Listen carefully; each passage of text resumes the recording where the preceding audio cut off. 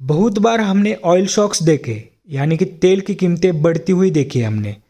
1973 में तो लगभग 400% से तेल की कीमतें बढ़ी थी, लेकिन कभी ना देखी हुई गिरावट हमने हाल ही में तेल की कीमतों में देखी।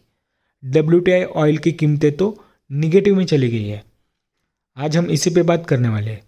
तो हेलो फ्रेंड्स, मेरा नाम है पवन राज, आप देख रहे हैं स्मार्ट लिगेटिव यूट्यूब चैनल। चलिए वीडियो को शुरुआत करते हैं।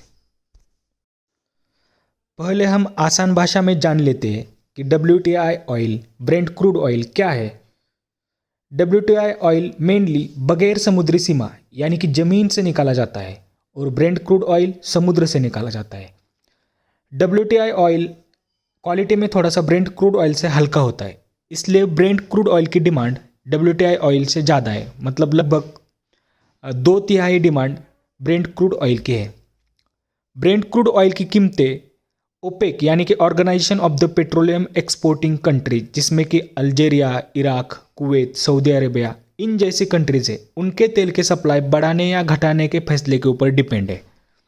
और दूसरी तरफ देखा जाए तो WTI क्रूड ऑयल की कीमतें अमेरिका के उत्पादन पे डिपेंड है।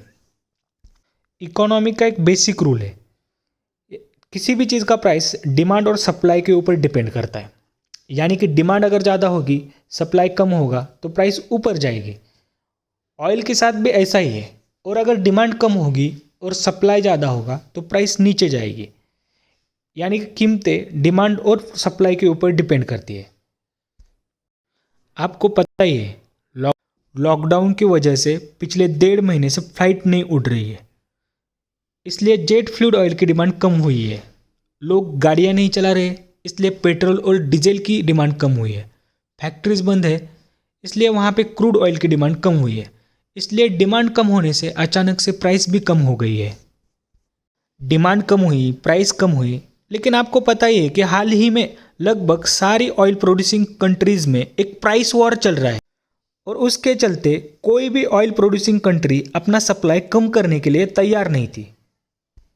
लेकिन हाल ही में डिमांड और प्राइसेस इतने नीचे चले गए कि फिर बाद में उन कंपनीज को रियलाइज़ हुआ कि अगर अभी हमने कुछ कदम नहीं उठाया या अभी हमने सप्लाई कम नहीं किया तो फिर उसमें हमारा खुद का ही नुकसान है।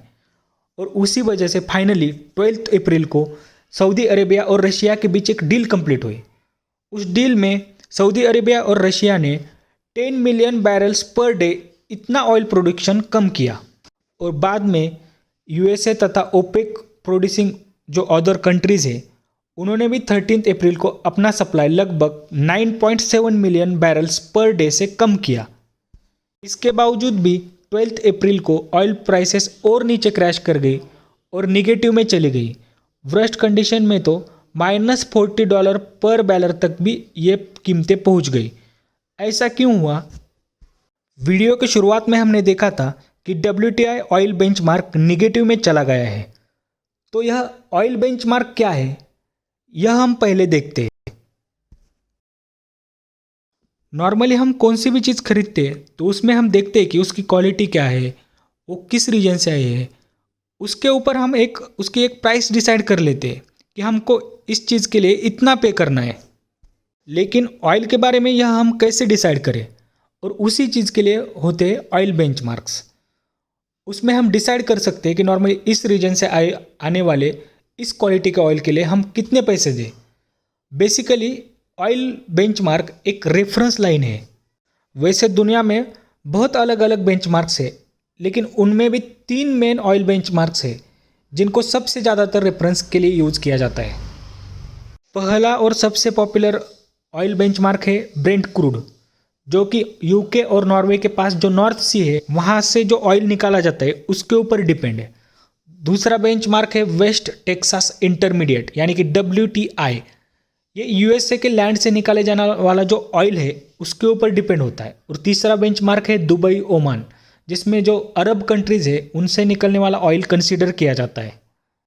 आज देखा जाए तो WTI यानी कि West Texas intermediate oil benchmark वो निगेटिव में चला गया है, लेकिन ब्रेंट क्रूड अभी भी पॉजिटिव में है।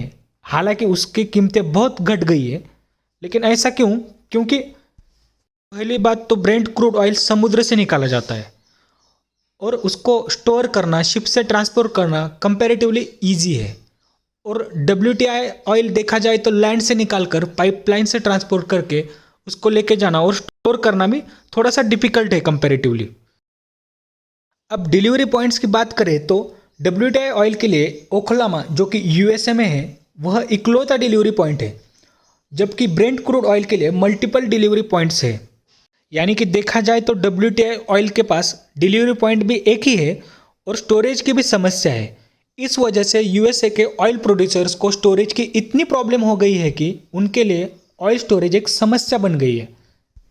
डिमांड तो ऑलरेडी कम हुई थी और पहले से जो ऑयल प्रोड्यूस किया था वही उनके पास रिजर्व था और जो नया ऑयल प्रोड्यूस किया था उसके लिए जगह ही नहीं थी। उस वजह से कंपनीज बोल रही है कि हमारे पास से ऑयल आप फ्री में लेके जाओ या कम कीमत में लेके जाओ। इसलिए जो WTI बेंचमार्क है वो निगेटिव में चला गया है।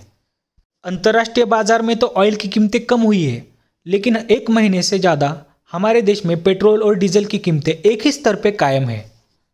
भारतीय कंपनीज का यह कहना है कि अंतर्राष्ट्रीय स्तर पर प्राइस घटने के बावजूद भी वो ज़्यादा खरीद के नहीं रख सकते ऑयल, क्योंकि उनके पास एक्स्ट्रा स्टोरेज के लिए जगह ही नहीं है और डिमांड तो आपको पता ही है कि कितनी कम है।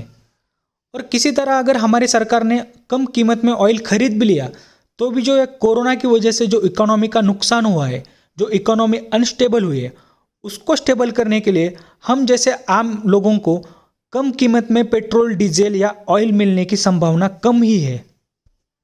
आशा करता हूँ कि यह इन्फॉर्मेशन आपको अच्छी लगी होगी। वीडियो अगर पसंद आया होगा तो लाइक कीजिए, शेयर कीजिए और ऐसे ही वीडियोस देखते रहने के लिए हमारे चैनल को सब्सक्राइब करना मत भूलिए।